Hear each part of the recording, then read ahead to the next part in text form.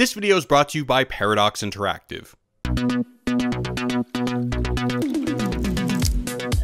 What's up, Wisecrack? Jared here to talk about the show with the best fans on the internet, Rick and Morty. Now, the most recent episode is one of our favorite of the season so far. I mean, it's got wet eggs. I told you not to look at that egg! It was too wet! And, well, you know. Honestly, I'm proud of us for not. But what we found most interesting about this episode is the basic question it poses. How much should nature define us? Welcome to this Wisecrack Quick Take on Rick and Morty Season 4, Episode 7, Primordius. And, spoilers ahead. But before we get into it, I want to give a shout out to this week's sponsor, Paradox Interactive. Right now, their addictive game Stellaris is available for free on Steam. In this 4X strategy game, you get to customize the universe. You pick an empire, name your alien race, and explore space. As you progress, you'll be able to colonize and take over the entire universe. You can choose what matters the most to your native empire by focusing on surveying other solar systems, growing your own galaxy's government, or by designing new ships and buildings for colonies. The game is so detailed, it gives you the ability to customize everything down to the names of the individual characters. You can micromanage every aspect of your growing civilization, from monitoring trade and resources to selecting government leaders, while also focusing on the big stuff like growing your battleships or colonizing other planets. This week, the game is celebrating its 4th anniversary, which means you can play for free right now when you click the link in the description. And now, back to the show. So the basic premise of Primordius is this. There's a parasitic, face-hugging alien species that exerts total control of their host and has a lifespan of about 30 minutes.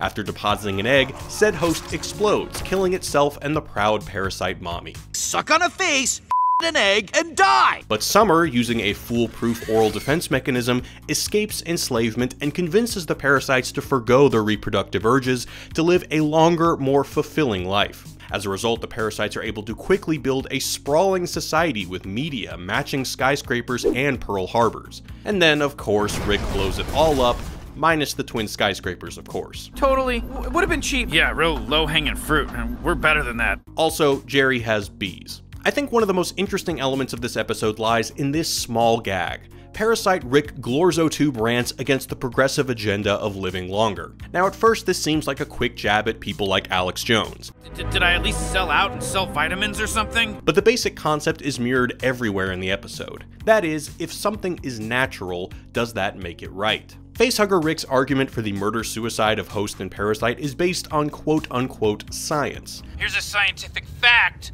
I'm not allowed to say. Our hosts are biologically designed to incubate our eggs. If that triggers you, off. Of course, this is not actually science, it's the mention of science in a logical fallacy, the appeal to nature fallacy. That is the idea that if something is natural, it is inherently good, desirable, or even inevitable. This kind of fallacy pops up everywhere. In the debate about same-sex marriage, many people would argue that homosexuality was unnatural and therefore immoral. Then again, getting mauled by a tiger is perfectly natural, but that doesn't mean it's good. This is the appeal to nature fallacy in action.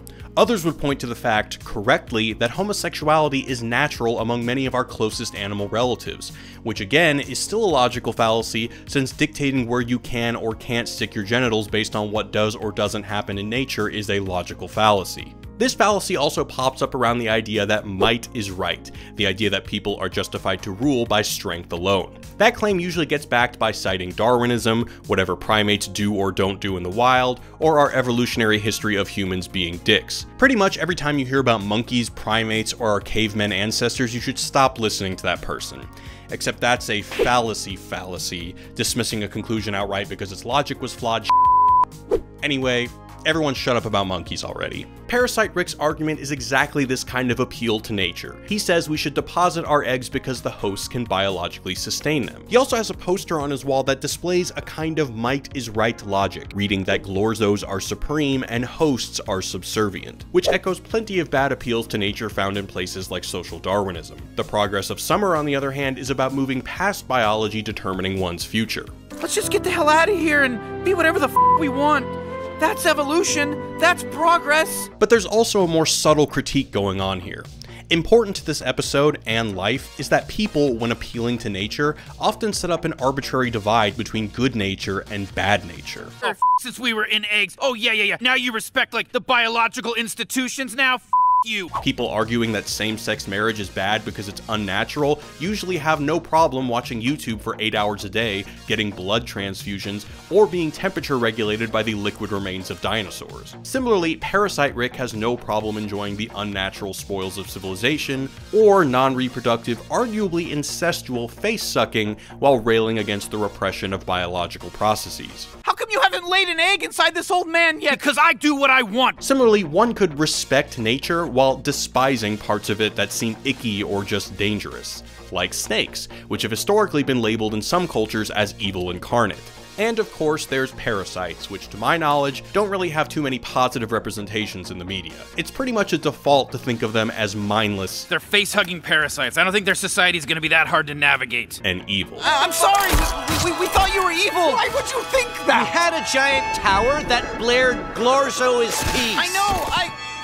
Should we help? But here's where the episode gets really interesting, because this looking down on our facehuggers is, in a weird way, a mirror image of Parasite Rick. Normal Rick views parasites as lowly, a lesser form of life. As Rick and Morty commit mass murder, they note how good it feels to cause mayhem without guilt. Damn, feels kinda good when there's no guilt, huh? Yeah, it's like in Star Wars. Yeah, just like in Star Wars. Comparing it to popping bubble wrap, not destroying an advanced civilization. Oh my god, this is so much fun! I don't want to stop! Yeah, it's like popping bubble wrap.